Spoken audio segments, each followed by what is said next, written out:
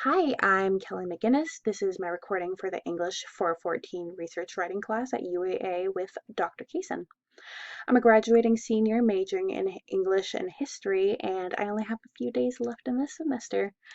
My project was an original paper meant for my senior seminar class, which is sort of like the final class that wraps up the history degree.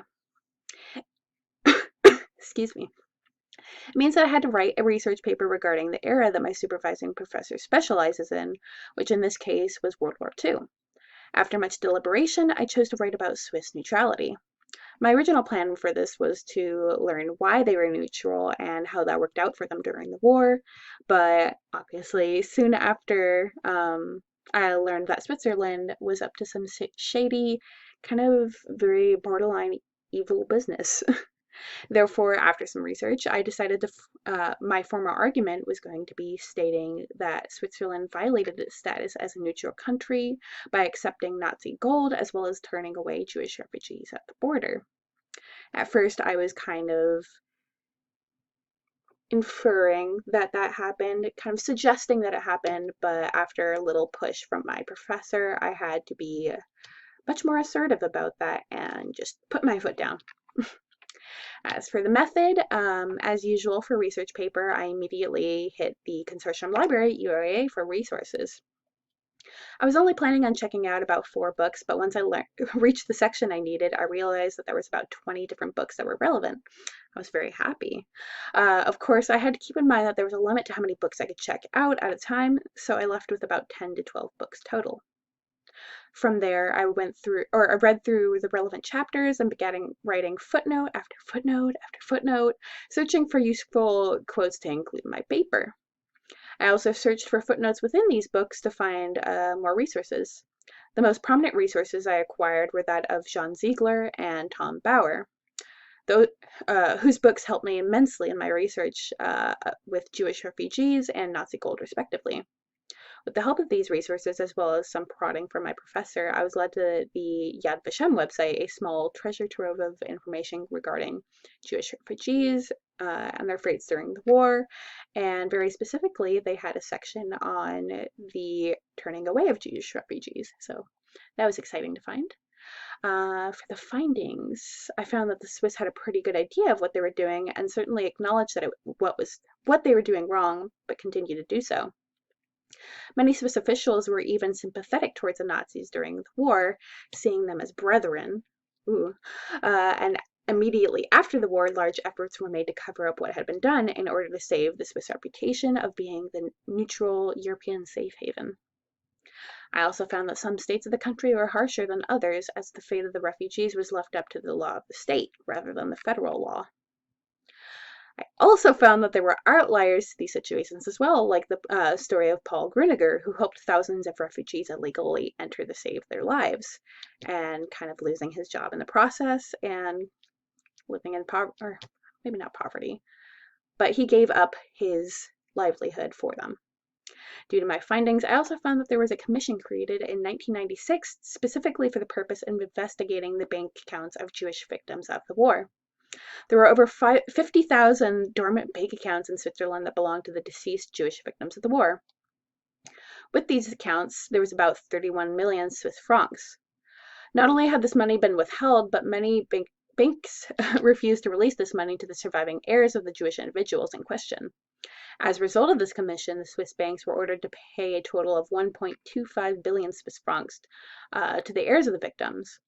There was also over 1,000 bank accounts found in Switzerland that belonged to high-ranking Nazi officials. While the victims of this whole debacle received justice, it was about, 50 years too late.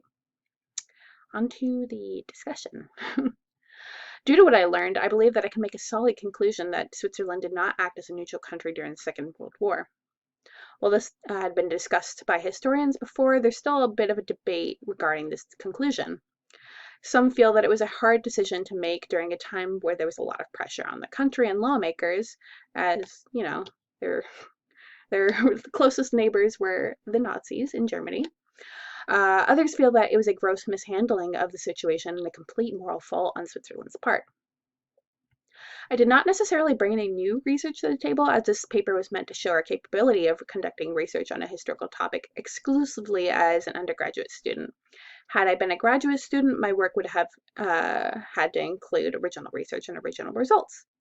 After observing what happened, however, I can at the very least include my thoughts on the matter, adding to the growing notion that Switzerland was guilty. Especially as a history student, I feel it is important to remind my audience that history is not always what you learn in high school history books. It's complex and it's harsh. I was shocked this semester to find that Switzerland was guilty of these things, as I had always been taught years prior that it was a truly neutral country for as long as I had known of its existence. Had I not participated in a paper such as this, I would have never known about Yad Vashem, the Volcker Commission, or the dark history behind Switzerland.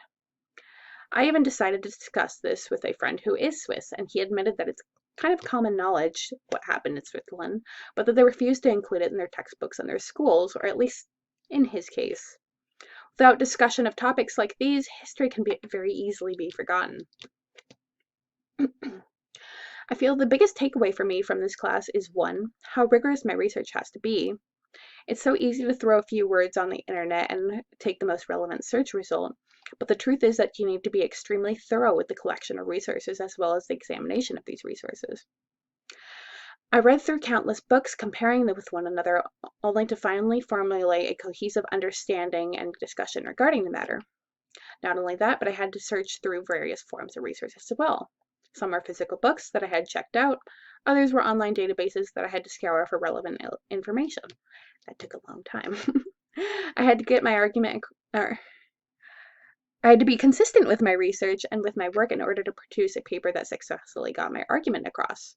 As a result of this, I learned the importance of maintaining an unbiased stance as well, reading a variety of information, even if it went against my argument. The second characteristic for me was 2, organization.